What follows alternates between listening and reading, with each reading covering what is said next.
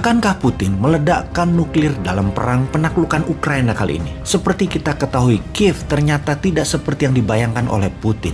Dapat ditaklukkan dalam waktu cepat kurang dari 4 hari seperti targetnya. Kita semua tahu biaya perang itu mahal, maka kalau perang itu lama atau panjang, maka sudah dipastikan pasti akan merugikan. Kata-kata ini sangat terkenal di dunia ketika Jenderal Norman Schwarzkopf mengatakan hal tersebut dalam Perang Teluk di tahun 1991. Perang harus cepat selesai. Dalam menaklukkan Ukraina, target Putin ketika berbicara dengan Kepala Staf Gabungan Tentara Rusia, Jenderal Valery Gerasimov, dan Kepala Intelijen Rusia bahwa Rusia menarget menaklukkan atas pusat pemerintahan dan parlemen Ukraina dalam waktu 4 hari. Selanjutnya, menangkap serta mengganti Presiden Ukraina saat ini, Zelensky. Tentara Rusia terbukti dengan agresif sudah masuk sejauh 400 km dari perbatasan dengan langkah cepat. Dikawal roket-roket yang diluncurkan yang membunuh banyak rakyat sipil, juga dukungan serangan masif lewat udara. Kita bisa melihat video-video mengerikan di sosial media yang memperlihatkan roket-roket Rusia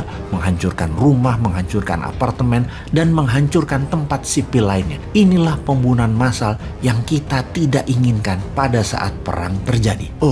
Kita lompat sedikit. Kita juga tahu di sisi Wakanda yang katanya mengatakan stop perang. Namun dalam resolusi PBB ternyata memilih abstain.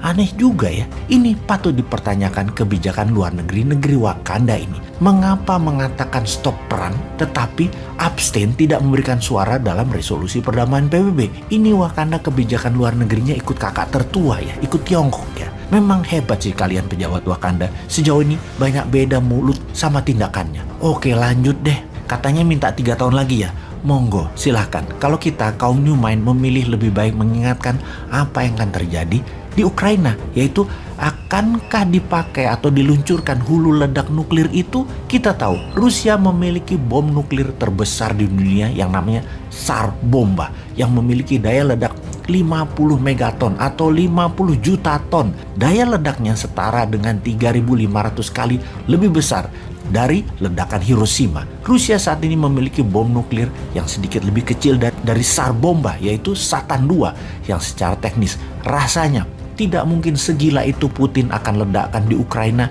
yang bisa membuat 10 juta manusia meninggal dan yang berefek 1000 kali lebih parah dari Chernobyl dalam jangka panjang. Namun Rusia punya 3.500 roket balistik berhulu ledak nuklir dan ada lebih dari 1.000 peluncur rudal balistik yang bisa menjangkau Eropa Barat. Rusia punya yang skala kecil yang akan memberikan efek gentar ke dunia dan mungkin saja dihajar ke Kiev. Kemarin malam Putin mengatakan hal tersebut, akan menggunakan nuklir untuk memberikan efek gentar di Ukraina.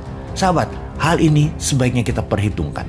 Kita bahas beberapa jenis perang terlebih dahulu di zaman modern ini. Semuanya perang setelah Perang Dunia Kedua. Ada Perang Korea, Amerika kalah. Ada Perang Vietnam, Amerika juga kalah. Perang Teluk, Amerika dan sekutunya menang.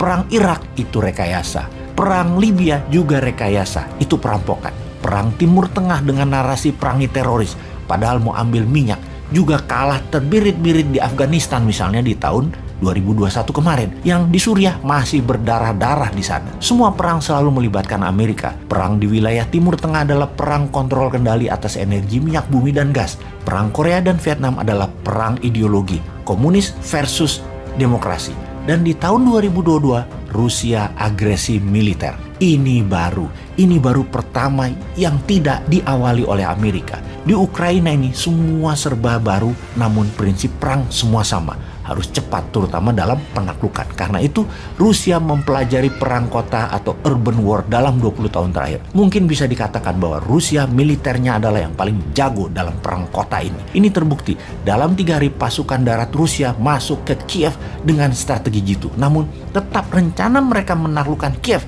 dalam 4 hari zonk, tidak berhasil. Putin pun berang. Pasukan NATO di sisi lain masih gamang. Masuk lewat Estonia, kirim 1 rudal nuklir oleh Rusia, biar itu Estonia. Amerika di sisi lain sekali lagi terdiam. Kalau Tiongkok negara ini belum terbukti ketangguhannya dalam tindakan militer. Tiongkok belum pernah perang dalam arti sesungguhnya.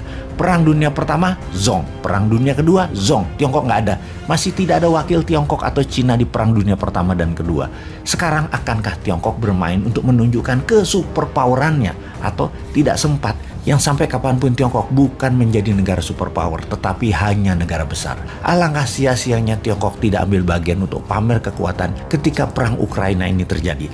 Ternyata berlangsung dan selesai dengan cepat. Seperti ketika Irak taklukkan Kuwait di Agustus 1990, yaitu kurang dari 7 hari ke depan Kiev takluk, Ukraina diambil Rusia. Maka dunia bisa apa? Kembali ke pertanyaan awal, akankah Rusia meluncurkan rudal nuklirnya? Sepertinya tidak, namun Kiev akan takluk dalam 7 hari ke depan.